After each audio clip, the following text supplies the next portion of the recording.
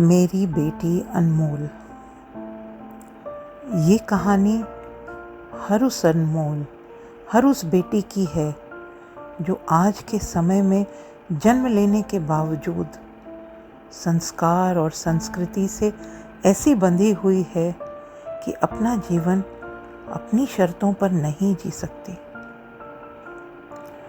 वो कहते हैं ना कि माँ बनना जीवन का सबसे खूबसूरत और खुशनुमा पलों में से एक होता है, मगर कोई भी उस चिंता, उस परेशानी की बात नहीं करता जो एक माँ हमेशा झेलती है, खास करके जब वो एक बेटी को जन्म दे देती। मुझे आज भी याद है, साफ साफ याद है, जब मैं अनमोल को अस्पताल से घर लेकर आई थी। अपनी उस खुशियों के पिटारे को अपने हाथों में लिए मैं इतनी खुश थी मानो मुझे दुनिया की सारी खुशियां मिल गई हों। लेकिन मेरी मुस्कुराहटें आंसुओं में तब्दील हो गईं और मेरा दिल धक से बैठ गया जब मेरे पति ने हमसे मुंह मोड़ लिया। वो अस्पताल नहीं आए थे अनमोल को देखने, और उन्होंने मुझसे स्पष्ट भी कह दिया था कि अब उनका हमारे साथ कोई रिश्ता नाता नहीं है। उन्हें एक बेटा चाहिए था और मैंने उन्हें बेटी देकर उन्हें निराश कर दिया, उन्हें हरा दिया। क्या ये मेरे बस में भी था? मगर ये सवाल पूछने का हक भी तो मेरे बस में नहीं था। ऐसे धीरे धीरे समय गुजरता गया और मुझे लगा कि मुझे अनमोल को माँ और बाप दोनों का ही प्यार देना है, क्योंकि पिता होने के बावजूद वो उसके जीवन का हिस्सा नहीं थे। वो हर वो चीज से इनकार कर देते जो वो बचपन में कर जाती थी। न प्रेम, न स्थिरता, और इस सब कुछ का बहुत गहरा असर पड़ा मेरी अनमोल पर।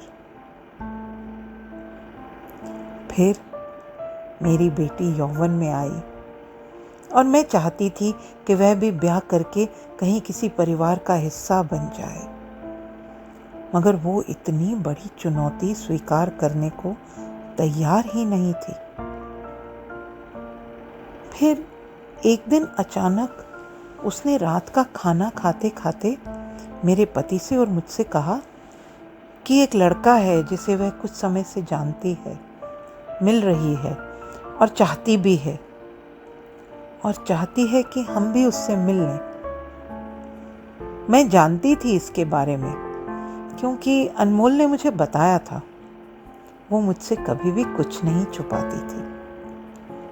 हम एक दूसरे के बहुत करीब थे, मगर मैंने ही उससे कहा था कि इस फैसले में पिता की रजामंदी जरूरी है। मगर ये क्या? उन्होंने इतने गुस्से और इतनी नकारात्मकता के साथ जवाब दिया कि मैं उससे नहीं मिलना चाहता, तुम्हें जो करना है कर लो। मेरी अनमोल इतना रोई कि मेरा दिल ही टूट गया। मैंने कई बार उसके पिता से बात करने की चेष्टा करी। मुझे अपनी बेटी के हक के लिए खड़े रहना था। मैंने कहा कि मैं लड़के से मिली हूँ। मैंने कहा कि बहुत अच्छा है, अच्छे परिवार से है, अच्छी नौकरी करता है। मैंने कहा कि हमारी अनमोल को खुश रखेगा। मगर जब कोई सुनना ही ना चाहे तो उसे आप क्या समझाएंगे? बहरहाल मुझे इस बात का डर था कि कहीं अनमोल सच में कुछ ऐसा ना कर बैठे जिसकी उसने मुझे धमकी दी थी। उसने मुझसे कहा कि बस अब ये सब और नहीं झेल पाएगी और वह उस लड़के के साथ बिना ब्याह के ही रहेगी। एक माँ होने के नाते मैं क्या करूं? मैं क्या कहूं? मैंने उससे कहा कि कोर्ट में शादी कर ले और फिर उसके साथ रहना शुरू कर ले, लेकिन और लड़कियों की तरह उसे भी एक बहुत ही सुंदर, सजी संवरी रीत रिवाज से भरी शादी की अपेक्षा थी, जिसमें उसके पिता उसका हाथ उसके पति के हाथ में देते।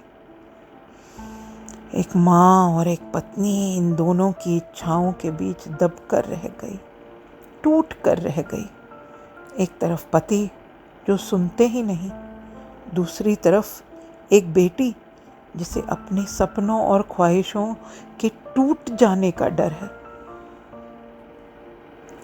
हम ऐसे ही समाज में रहते हैं जो हमें बताता है कि पारिवारिक संस्कारों को जीवित रखना बहुत आवश्यक है। ये हमें कठिनाइयों को, कष्टों को चुपचाप सहना है, जैसे हमारी नानी और दादी किया करती थी। लेकिन क्या है ये समाज?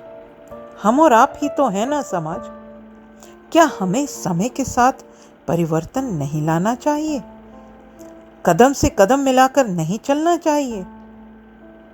मेरे भी कुछ पुराने ख्यालात हैं जिन्हें मैं आज भी बहुत ईमानदारी से निभाती हूँ। जैसे कि मैं भी चाहती हूँ कि सभी रीत रिवाज के साथ मेरी बिटिया का ब्याह हो, मगर जब मेरे घर के अंदर ही पिता को कोई दिलचस्पी नहीं है, वो सिर्फ सबके जीवन पर अधिकार जताना चाहते हैं, तो एक ऐसा समय आता है जब मुझे अपनी बेटी के हक के लिए खड़ा होना जरूरी लगता है। मेरे हक के लिए कोई खड़ा नहीं हुआ था, किसी को फर्क नहीं पड़ा था मेरे आंसुओं से। लेकिन क्या मैं अपनी बेटी को ऐसे ही जाने दूं? उसे हक नहीं है खुश होने का? मेरा प्यार उसकी ताकत नहीं होना चाहिए, कमजोरी की जगह? मुझे उसको उसका जीवन उसकी शर्तों पर जीने देना चाहिए कि नहीं?